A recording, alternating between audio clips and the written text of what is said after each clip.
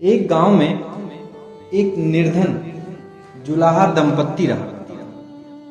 जुलाहे का नाम था सुंदर और उसकी पत्नी का नाम था लीला। दोनों पति पत्नी अत्यंत परिश्रमी थे। सारा दिन परिश्रम करते, सुंदर सुंदर कपड़े बनाते, किंतु उनको उनके बनाए वस्त्रों की अधिक कीमत नहीं मिल पाती थी। दोनों ही अत्यंत संतोषी स्वभाव के थे। जो मिलता उसी से संतुष्ट होकर एक टूटी फूटी झोपड़ी में रहकर अपना जीवन निर्वाह कर रहे थे। वह दोनों भगवान श्री कृष्ण के परम भक्त थे। दिन भर के परिश्रम के बाद जो भी समय मिलता उसे दोनों भगवान के भजन कीर्तन में व्यतीत कर दिया करते थे। सुंदर बाबा के पास एक तानपुरा और एक खड़ताल थी। जब दोनों मिलकर भजन गाते तो सुंदर तानपुरा बजाता और लीला खड़ताल। फिर दोनों भगवान के भजन में ऐसे खो जाते कि उनको अपनी भूख प्यास की चिंता भी नहीं रहती थी। यूं तो दोनों संतोषी स्वभाव के थे। अपनी दीनहीन अवस्था के लिए उन्होंने कभी भगवान को कभी कोई उलावना नहीं की और अपने जीवन में भी प्रसन्न थे। किंतु एक दुख उनको सदा कचोटता रहता था। उनकी कोई संतान नहीं थी। इसको लेकर वह सदा चिंतित रहा करते थे, किंतु फिर भी सदा भगवान में मग्न लगाए रहते थे। इसको भी उन्होंने भगवान की लीला समझकर स्वीकार कर लिया था और निष्काम रूप से श्री कृष्ण के प्रति प्रेम भक्ति में डूबे रहते थे। जब उनकी आयु अधिक होने लगी तो एक दिन लीला ने सुंदर से कहा कि हमारी कोई संतान नहीं है। कहते हैं कि संतान के बिना मुक्ति प्राप्त नहीं होती। अब हमारी आयु भी अधिक हो चली है, न जाने कब बुलावा आ जाए। मरने के बाद कौन हमारी चिता को अग्नि देगा और कौन हमारे लिए तर्पण आदि का कार्य करेगा। कैसे हमारी मुक्ति होगी? सुंदर बोला, तू क्यों चिंता करती है? ठाकुर जी है ना, वही सब देखेंगे। सुंदर ने यह बात कह तो दी, किंतु वह भी चिंता में डूब गया। तभी उसके मन में एक विचार आया। वह नगर में गया और श्री कृष्ण के बाल रूप की एक प्रतिमा घर ले आया। घर आकर बोला, अब तुझे चिंता करने की कोई आवश्यकता नहीं है। मैं एक बाल गोपाल लेकर आया हूँ। हमारे कोई संतान नहीं थी, तो वह भी इन्हीं की लीला है। अब हम इनको ही अपने पुत्र के समान प्रेम करेंगे। यही हमारे पुत्र का दायित्व पूर्ण करेंगे और यही हमारी मुक्ति करेंगे। सुंदर की बात सुनकर लीला अत्यंत प्रसन्न हुई। उसने बाल गोपाल को लेकर अपने हृदय से लगा लिया और बोली, आप बिल्कुल ठीक कह रहे हैं। आज से यही हमारा लल्ला है। दोनों पति पत्नी ने घर में एक कोना साफ करके वहां एक स्थान बनाया और एक चौकी लगाकर उस पर बाल गोपाल को विराजमान कर दिया। तब से जुलाहा दंपत्ति का नियम हो गया। वह प्रतिदिन बाल गोपाल को स्नान कराता, उनको धुले वस्त्र पहनाता, अपने संतान की तरह उसको लाड लड़ाता, उन्हीं के सामने बैठकर भजन कीर्तन करता और वहीं सो भी जाता। जुलाहा अपने हाथ से बाल गोपाल के लिए सुंदर वस्त्र बनाता था और उनको पहनाता। इसमें उसको बड़ा आनंद आता। धीरे धीरे दोनों बाल गोपाल को अपनी संतान के समान ही प्रेम करने लगे। लीला का नियम था कि वह प्रतिदिन अपने हाथ से अपने लल्ला को भोजन कराती, तब स्वयं भोजन करती। लल्ला को भोजन कराते समय उसका ऐसा ही प्रतीत होता उसको अपने पुत्र को भोजन करा रही हो। उन दोनों के निश्चल प्रेम को देखकर करुणा निधान भगवान अत्यंत खुश हुए और उन्होंने अदृश्य रूप में आकर स्वयं भोजन खाना शुरू कर दिया। लीला जब प्यार पूर्वक बाल गोपाल को भोजन कराती तो भगवान को प्रतीत होता मानो वह अपनी माँ के हाथों से भोजन कर रहे हैं। उनको लीला के हाथ से प्रेम पूर्वक मिलने वाले प्यार में बड़ा मजा आने लगा। लीलाधारी भगवान श्री कृष्ण स्वयं माँ की उस प्रेम लीला के वशीभूत हो गए, किंतु लीला कभी नहीं जान पाई कि वो स्वयं बाल गोपाल को भोजन करा रही है। एक दिन कार्य बहुत अधिक होने के कारण लीला बाल गोपाल को भोजन कराना भूल गई। गर्मी का समय था। भरी दोपहर में दोनों पति पत्नी कार्य करते करते थक गए और बिना भोजन किए ही सो गए। उनको सोए हुए कुछ ही देर हुई थी कि उनको एक आवाज सुनाई दी, माँ, बाबा, मुझको भूख लगी है। दोनों हड़बड़ा कर उठ गए। चारों तरफ देखा, आवाज कहाँ से आई, किंतु कुछ दिखाई नहीं दिया। तभी लीला को याद आया कि उसने अपने लल्ला को भोजन नहीं कराया। वो दौड़कर लल्ला के पास पहुंची तो देखा कि बाल गोपाल का मुख कुम्हलाया हुआ है। इतना देखते ही पति पत्नी वहीं उनके चरणों में गिर पड़े। दोनों की आंख से आंसुओं की धार बह निकली। लीला तुरंत भोजन लेकर आई और न जाने कैसे प्यार उमड़ा कि लल्ला को उठाकर अपनी गोद में बैठा लिया और भोजन कराने लगी।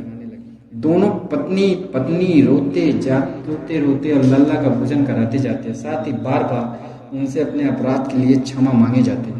ऐसा प्रगाढ़ प्रेम देखकर भगवान अत्यंत द्रवित हुए और अंतर्यामी भगवान श्री हरि साक्षात रूप में प्रकट हो गए। भगवान ने अपने हाथों से अपने रोते हुए माता पिता की आंखों से आंसू पोंछे और बोले, प्रिय भक्त, मैं तुम्हारी भक्ति और प्रेम से अत्यंत प्रसन्न हूँ। तुम जो चाहो वो वर मांग लो, मैं तुम्हारी इच्छा पूर्ण करूंगा। इतना सुनते ही दोनों भगवान के चरणों में गिर पड़े और बोले, दया निधान, आप हमसे प्रसन्न हैं और स्वयं हमारे सामने उपस्थित हैं। हमारा जीवन धन्य हो गया। इससे अधिक हमें और क्या चाहिए? इससे अधिक किसी भी वस्तु का भला क्या महत्व हो सकता है? आपकी कृपा हम पर बनी रहे, बस इतनी कृपा करें। श्री हरि बोले, यदि तुम चाहो तो मैं तुम्हारे जीवन में संतान के अभाव को समाप्त करके तुम्हें एक सुंदर संतान प्रदान करूंगा। यह सुनते ही सुंदर और लीला एकदम व्याकुल होकर बोले, नहीं भगवान, हमको संतान नहीं चाहिए। उनका उत्तर सुनकर भगवान ने पूछा, किंतु क्यों? अपने जीवन में संतान की कमी को पूर्ण करने के लिए ही तो तुम मुझको अपने घर ले आए थे। यह सुनकर वो दोनों बोले, प्रभु, हमको भय है कि यदि हमको संतान प्राप्त हो गई तो हमारा मोह उस संतान के प्रति बढ़ जाएगा और तब हम आपकी सेवा नहीं कर पाएंगे। उनका प्रेम और भक्ति से भरा उत्तर सुनकर करुणा निधान भगवान करुणा से भर उठे। स्वयं भगवान की आंखों से आंसू टपक कर बोले, हे मैया बाबा, मैं यहाँ आया था आपके ऋण को उतारने के लिए, किंतु आपने तो मुझको सदा सदा के लिए अपना ऋणी बना लिया। मैं आपके प्रेम का यह ऋण कभी नहीं उतार पाऊंगा। मैं सदा सदा तुम दोनों का ऋणी रहूंगा। मैं तुम्हारे प्रेम से अत्यंत प्रसन्न हूँ और तुम्हें अपने निर्बल प्रेम से मुझको भी अपने बंधन में बांध लिया है। मैं तुमको वचन देता हूँ कि आज से तुम्हारे पुत्र के रूप में तुम्हारे समस्त कार्य पूर्ण करूंगा। तुम्हें कभी संतान का अभाव नहीं होने दूंगा। मेरा वचन कभी असत्य नहीं होता।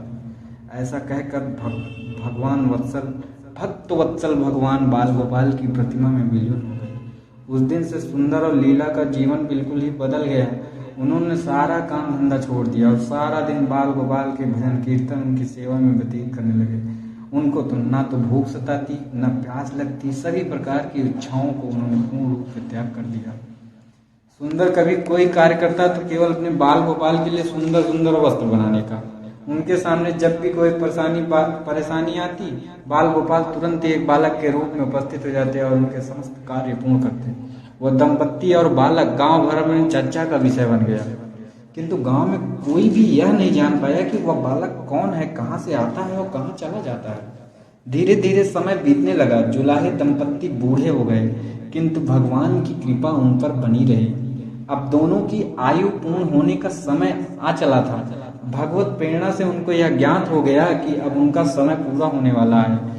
एक दिन दोनों ने भगवान को पुकारा, ठाकुर जी, तुरंत प्रकट हो गए और उनसे उनकी इच्छा जाननी चाहिए। दोनों भक्त दंपत्ति भगवान के चरणों में प्रणाम करके बोले, हे नाथ, अपने पूरे जीवन में आपसे कभी कुछ नहीं मांगा हमने। अब जीवन का अंतिम समय आ गया है, इसलिए आपसे कुछ मांगना चाहते हैं। भगवान बोले, निसंकोच अपनी कोई भी इच्छा कहो, मैं वचन देता हूँ कि तुम्हारी प्रत्येक इच्छा को पूर्ण करूँगा।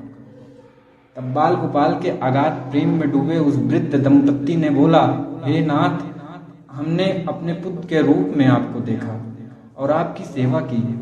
आपने भी पुत्र के समान ही हमारी सेवा करी। अब वह समय आ गया है जिसके लिए कोई भी माता पिता पुत्र की कामना करते हैं। हे दीनबंधु, हमारी इच्छा है कि हम दोनों पति पत्नी के प्राण एक साथ निकलें और दया निधान, जिस प्रकार एक पुत्र अपने माता पिता की अंतिम क्रिया करता है और उनको मुक्ति प्रदान करता है, उसी प्रकार हे परमेश्वर, हमारी अंतिम क्रिया आप अपने हाथों से करें और हमको मुक्ति प्रदान करें। श्री हरि ने दोनों की उन्हीं इच्छा पूर्ण करने का वचन दिया और बाल गोपाल के विग्रह में विलीन हो गए। अंत में वह दिन आ पहुंचा जब प्रत्येक जीव को यह शरीर छोड़ना पड़ता है।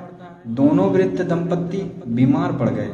उन दोनों की भक्ति की चर्चा गांव भर में थी, इसलिए गांव के लोग उनका हाल जानने के लिए उनकी झोपड़ी पर पहुंचे। किंतु उन दोनों का ध्यान तो श्री हरि में रम चुका था। उनको नहीं पता था कि कोई आया भी है। नियत समय पर एक चमत्कार हुआ। जुलाहे की झोपड़ी एक तीव्र और अलौकिक प्रकाश से भर उठी। वहां उपस्थित समस्त लोगों की आंखें बंद हो गईं। किसी को कुछ भी दिखाई नहीं पड़ रहा था। कुछ लोग तो झोपड़ी से बाहर आ गए, कुछ वहीं धरती पर बैठ गए। श्री हरि आपने दिव्य चतुर्भुज रूप में प्रकट हुए थे। उनकी अप्रतिम शोभा समस्त सृष्टि को अलौकित करने वाली थी। वातावरण में एक दिव्य सुगंध भर गई थी। अपनी मंद मंद मुस्कान से अपने उन भक्त माता पिता की ओर देखते रहे। उनका यह दिव्य रूप देखकर दोनों वृद्ध अत्यंत आनंदित हुए। अपने दिव्य दर्शन से दोनों को तृप्त करने के बाद करुणा निधान लीलाधारी समस्त सृष्टि के पालनहार श्री हरि वहीं उन दोनों के निकट धरती पर ही उनको सिरहाने पर बैठ गए। भगवान ने उन दोनों भक्तों का सर अपनी गोद में रखा, उनके शीश पर प्रेम पूर्वक अपना हाथ रखा। तत्पश्चात अपने हाथों से उनके नेत्र बंद कर दिए। तत्काल ही दोनों के प्राण निकलकर श्री हरि में विलीन हो गए। पंचभूतों से बना यह शरीर पंचभूतों में ही विलीन हो गया। कुछ समय बाद जब वह दिव्य प्रकाश का लोप हुआ तो सभी उपस्थित ग्रामीणों ने देखा कि वहां ना तो सुंदर था, न ही लीला थी और न ही बाल गोपाल थे। शेष थे तो मात्र कुछ पुष्प जो धरती पर पड़े थे और एक दिव्य सुगंध जो वातावरण में चारों ओर फैली थी। विस्मित ग्रामीणों ने श्रद्धा से उस धरती को नमन किया। उन पुष्पों को उठाकर शीशे से लगाया गया सुंदर और लीला की भक्ति और गोविंद के नाम का गुणगान करते हुए चल दिए उन पुष्पों में श्री गंगा जी में विसर्जित करने के लिए। मित्रों, भक्त वह है जो एक क्षण के लिए भी विभक्त नहीं होता, अर्थात जिसका चित्र ईश्वर में अखंड बना रहता है, वही भक्त कहलाता है। सरल शब्दों में भक्ति के अंतिम चरण का अनुभव करने वाले को भक्त कहते हैं।